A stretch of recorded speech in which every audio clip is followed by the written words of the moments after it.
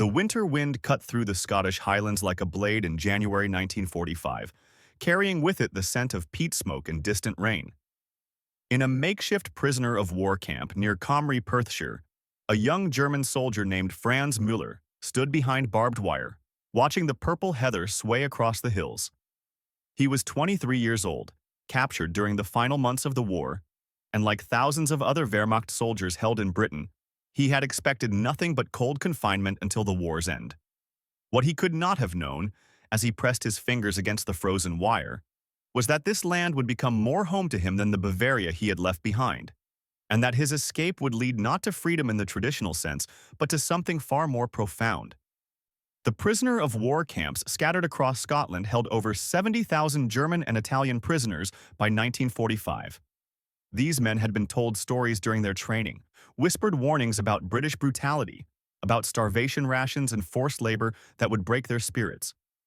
The Nazi propaganda machine had painted the Allied nations as decadent yet cruel, weak yet merciless, a contradiction that served to dehumanize the enemy and strengthen resolve. Franz had believed these things, or at least had not questioned them.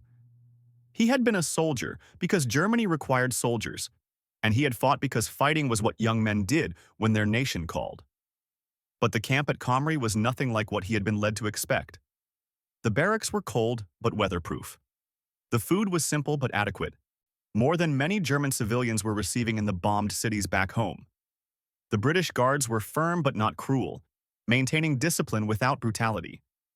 There were books in the camp library, musical instruments for those who could play, even football matches organized on Sunday afternoons. It was captivity, certainly, but it lacked the darkness that Franz had been conditioned to anticipate. This dissonance troubled him more than hardship would have. It suggested that perhaps other things he had been told were equally untrue. In the spring of that year, as news of Germany's collapse filtered into the camp, Franz made his decision.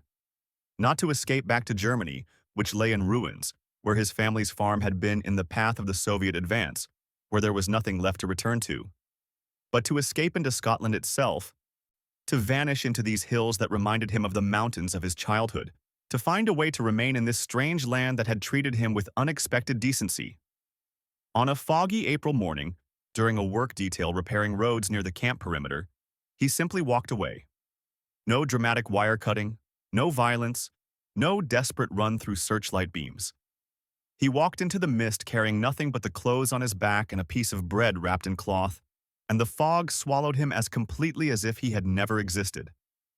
The Scottish Highlands in 1945 were a landscape of isolated communities, places where strangers were noticed but not necessarily reported, where the war had touched lives but not destroyed them as it had the cities. Franz walked for 3 days, moving through valleys and over ridges, avoiding roads and keeping to shepherd paths. He was hungry and exhausted when he finally knocked on the door of a remote croft near Loch Tay, a small stone cottage that sat alone on a hillside like a cairn marking some ancient grave. An elderly widow named Mrs. MacLeod answered, and Franz, his English heavily accented but functional, asked simply for work in exchange for food and shelter. She studied him for a long moment, this young man with haunted eyes and hands calloused by more than farm labor. She knew what he was, or at least what he must be. But the war was ending. Her own son had died at Tobruk 3 years earlier, and she was tired of death and hatred and the machinery that fed on young men. She nodded once and told him there was work to be done if he was willing to do it. Franz stayed for 2 years, repairing walls and tending sheep, learning the rhythms of Highland life and perfecting his English with the soft Scottish burr that would eventually make him indistinguishable from a local. Mrs. MacLeod never asked his story, and he never offered it. They existed in a mutual understanding that some truths were better left unspoken. When Mrs. MacLeod died in 1947, Franz moved on. He had saved a small amount of money from selling wool, and he made his way to the village of Kinloch Rannoch, a cluster of stone buildings on the shore of a dark loch surrounded by mountains.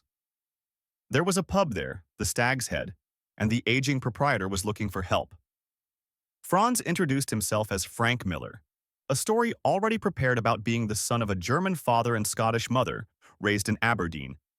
His accent explained away by years spent on the continent before the war. The documents he needed, he obtained through contacts in the demobilized services, men who for a price could provide papers that looked official enough for a cursory inspection. Britain in the late 1940s was chaotic enough, bureaucratic systems strained enough, that a man who kept his head down and worked hard could slip through the cracks of record-keeping. The Stag's Head became Franz's world. He worked behind the bar, learning to pour a proper pint, listening to the stories of crofters and shepherds, fishermen and foresters. He learned which customers liked their whiskey neat and which preferred it with water, who needed to talk and who preferred silence. The pub became a kind of church for him, a place where the ritual of hospitality replaced the liturgy of war, where pouring a drink was an act of communion rather than submission. The symbolic weight of this transformation was not lost on him. In Germany, he had been taught that strength came from domination, that a man proved his worth through conquest and control. But here, behind the bar of a Highland pub, he discovered that strength could also mean service, that there was dignity in meeting another person's simple needs without expectation of glory or reward. By 1950, the old proprietor had died and left the pub to his only relative, a niece in Edinburgh, who had no interest in running a remote Highland establishment. Franz, or Frank as everyone now knew him, bought the business with money he had carefully saved and a small loan from the village's only bank. The banker, a shrewd man named Campbell, looked over Frank Miller's papers and account books, noted the man's diligence and the community's trust in him, and approved the loan without extensive questions. Frank became the landlord of the Stag's Head, a position of quiet respect in the village, a man people relied upon for more than just ale and whiskey. The years accumulated like layers of peat. Frank married a local woman named Margaret in 1953, a schoolteacher's daughter with red hair and a quick laugh. They had 2 children, a son and a daughter, who grew up speaking English with their father's faint accent that people assumed came from his fictional German father. Frank became a fixture of village life, serving on the parish council, organizing the annual Highland Games, standing rounds for the football team when they won matches. He was known as generous but not profligate, friendly but not intrusive, a man who listened more than he spoke and whose advice, when offered, was usually sound. The police records from those years show no particular interest in Frank Miller. He paid his taxes, kept his premises orderly, settled disputes among patrons with diplomacy rather than force. The war receded into memory, as wars do, and the men who came to his pub had their own scars and silences. Some had fought in North Africa or Normandy. Some had lost brothers or fathers. But the Stag's Head was a place where the past could be set aside for an evening, where the warmth of the fire and the taste of good whiskey created a temporary truce with memory. Frank understood this need instinctively, perhaps because he lived with his own memories every day. The faces of men he had fought alongside, the things he had done because armies require such things, the weight of a past he could neither change nor fully escape. In 1970, a journalist researching wartime escapes from POW camps came across discrepancies in the records from Comrie. A prisoner named Franz Müller had been listed as escaped in April 1945, never recaptured, presumed to have either died in the Highlands or made his way back to Germany. But there was no death certificate, no border crossing record, no trace of him in post-war Germany. The journalist, following a hunch more than evidence, began asking questions in villages near the old camp. It took months of inquiries, casual conversations in pubs and post offices, before a pattern emerged. Stories of a man named Frank Miller, a publican in Kinloch Rannoch, who had appeared shortly after the war with a background that was plausible but vague, whose accent carried traces of something not quite Scottish, despite his explanations. When the police finally came to the Stag's Head, in the autumn of 1970, 25 years after Franz Müller had walked into the fog, they found a man of 48 who looked older, weathered by Highland winters and the accumulated weight of a double life.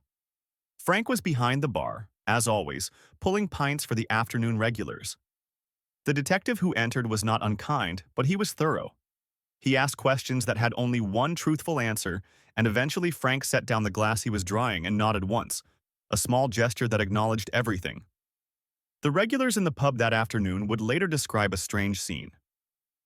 The police explaining that Frank Miller was actually Franz Müller, a German soldier who had escaped custody a quarter century earlier.